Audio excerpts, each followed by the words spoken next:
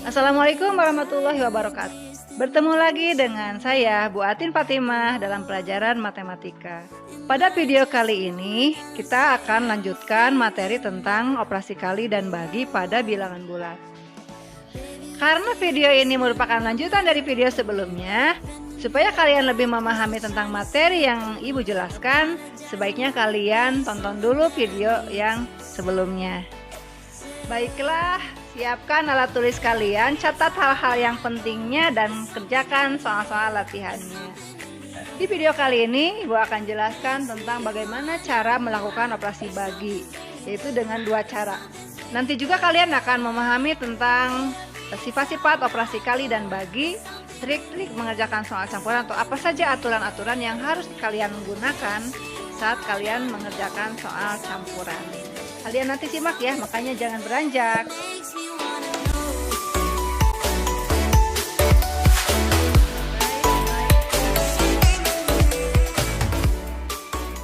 Menentukan hasil operasi bagi, yaitu dengan cara pengurangan berulang dan bagi kurung. Cara pengurangan berulang. Selain operasi bagi merupakan inverse dari operasi kali, sebetulnya operasi kali itu kan penjumlahan berulang. Sama dengan operasi kali, operasi bagi juga merupakan pengurangan berulang.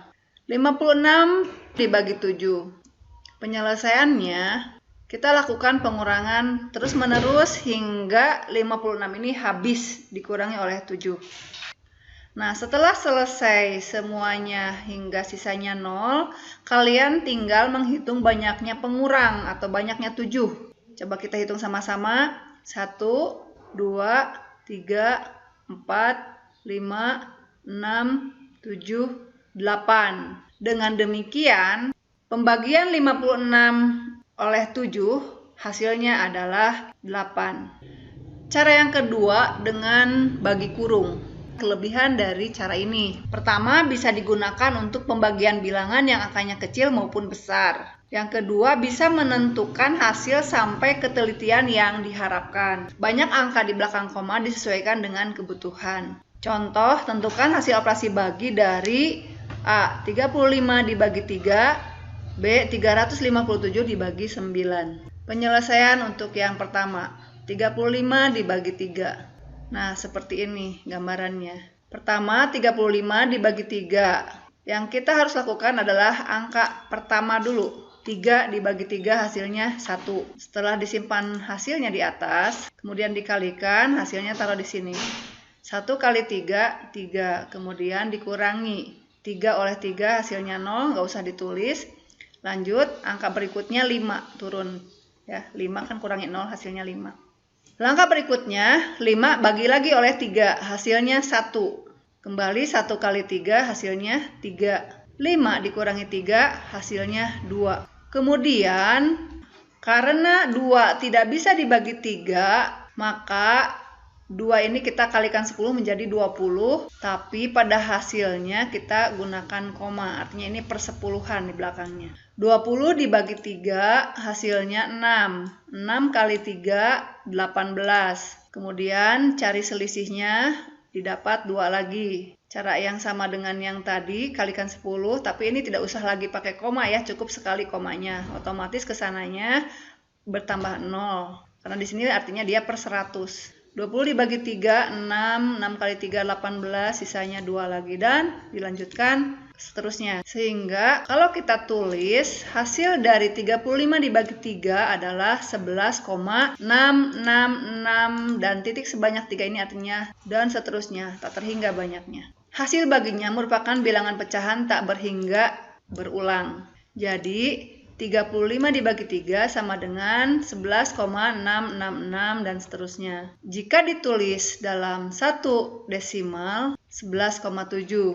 2 desimal, 11,67. 3 desimal, 11,667. Mengapa angka 6 berubah menjadi 7? Ketika kita ingin mencari ketelitiannya satu angka di belakang koma atau satu desimal, berarti angka 66 di belakang ini dibuang atau dihilangkan.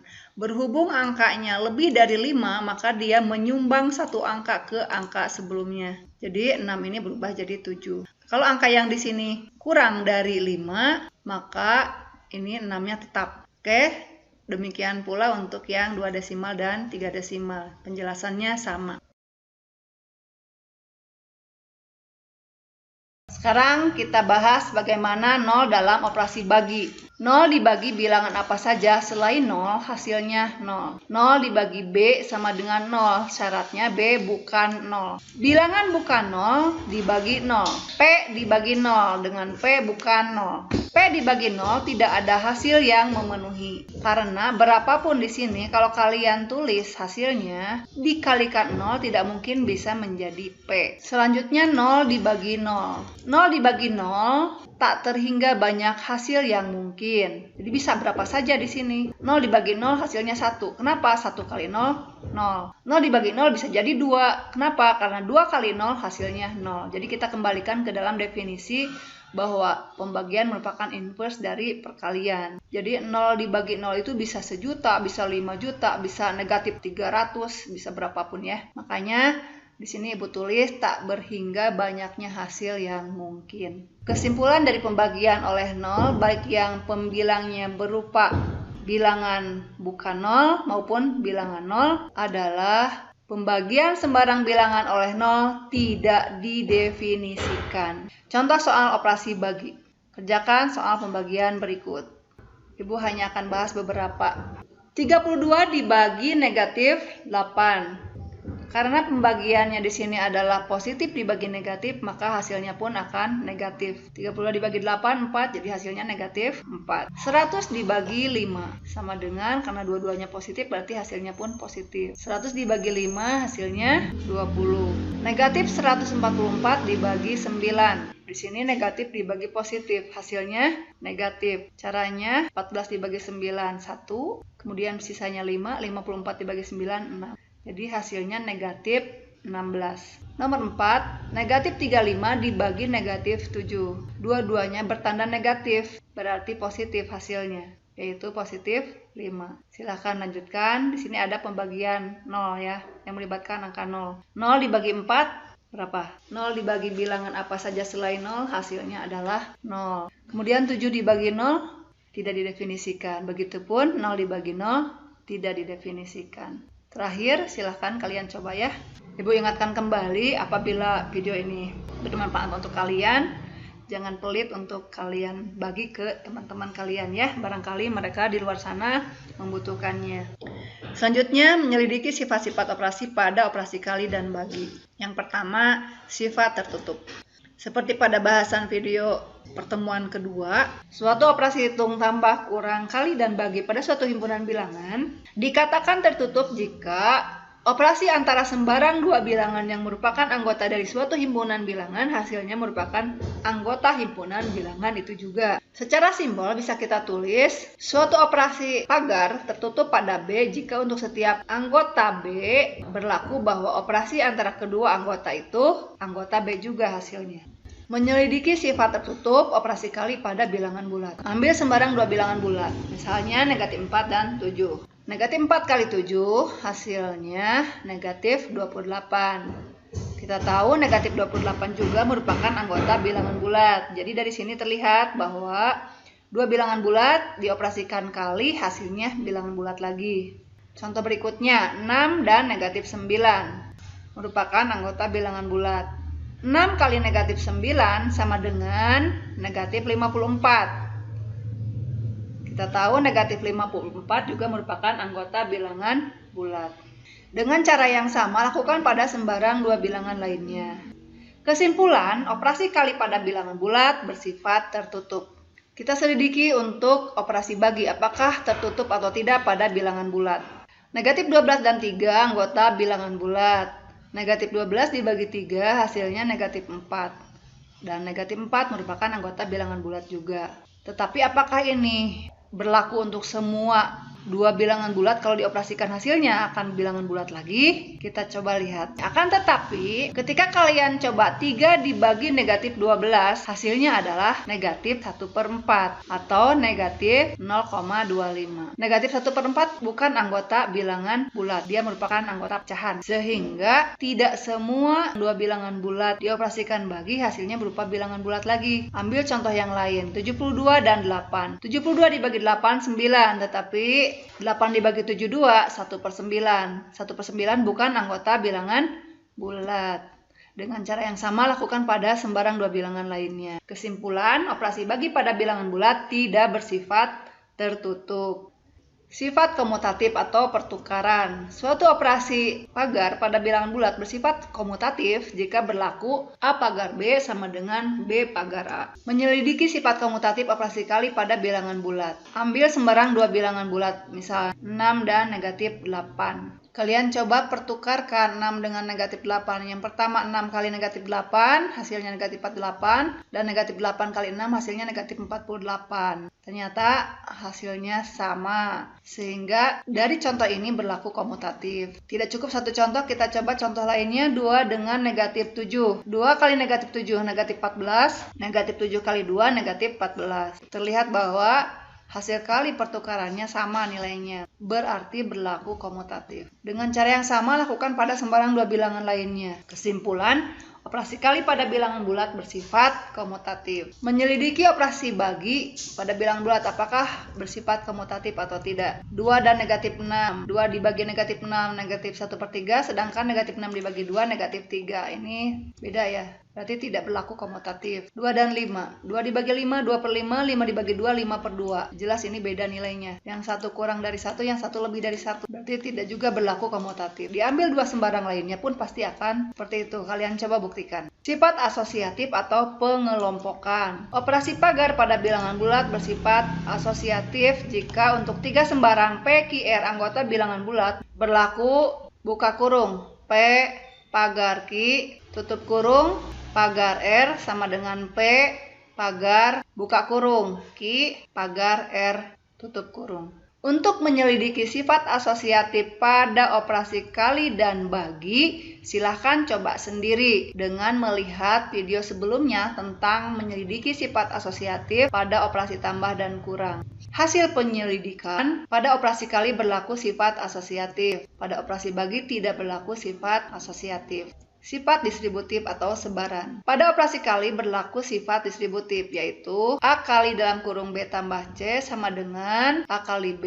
tambah A kali C. A kali B kurang C dalam kurung B kurang C-nya sama dengan A kali B kurang A kali C. Namun pada operasi bagi tidak berlaku sifat distributif. A dibagi B tambah C tidak sama dengan A dibagi B tambah A dibagi C.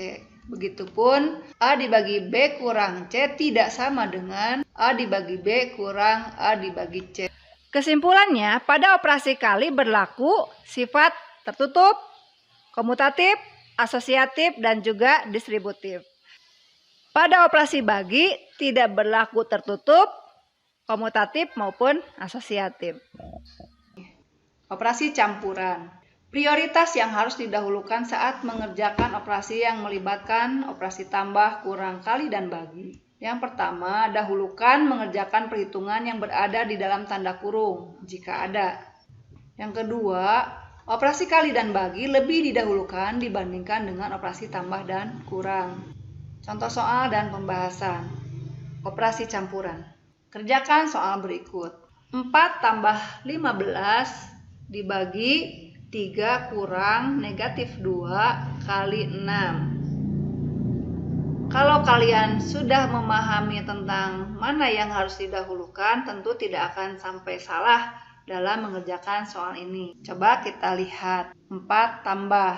Karena ini tambah berarti harus diabaikan dulu. 15 dibagi 3 berarti ini dulu yang harus diselesaikan. Karena ini melibatkan pembagian. 15 dibagi 3 hasilnya 5. Kemudian di sini kurangnya abaikan dulu. Ini ada perkalian. Negatif 2 kali 6. Berarti ini selesaikan dulu. Negatif 12. Sehingga soalnya berubah menjadi 4 tambah 5 kurang negatif 12. Selanjutnya, karena berikutnya adalah tambah kurang, berarti 4 tambah 5 hasilnya 9, kemudian dikurang negatif 12, karena kurang negatif berarti tambah 12. Maka hasilnya 21. Soal yang kedua. Pada soal kedua, di sini melibatkan tanda kurung. Ada 2 ya tanda kurungnya. 6 kurang 3 berarti di sini 3. 2 tambah negatif 7 berarti di sini berapa coba? Negatif 5. Karena bilangan terbesar 7 tandanya negatif, maka hasilnya pun negatif, selisihnya 5. Nah, selanjutnya 3 kali 8 ini pun harus didahulukan karena ada tanda kali. 24 yang ini negatif 5 kali 6 juga ini tanda kali. Karena di sini kali yang lebih dulu ditulis berarti negatif 5. Negatif 5 kali 6 negatif 30, kemudian dibagi 3 berarti negatif 10. Yang tadi di sini 24 tambah negatif 10 hasilnya adalah 14. Tak terasa sampailah kita di penghujung video pembelajaran kali ini. Semoga kalian lebih memahami tentang operasi kali, operasi bagi, juga operasi campuran, serta sifat-sifat operasi kali dan bagi. Jangan lupa tinggalkan jejak, like, komen, dan share tentunya. Semangat ya. Ciao. Terima kasih. Wassalamualaikum warahmatullahi wabarakatuh.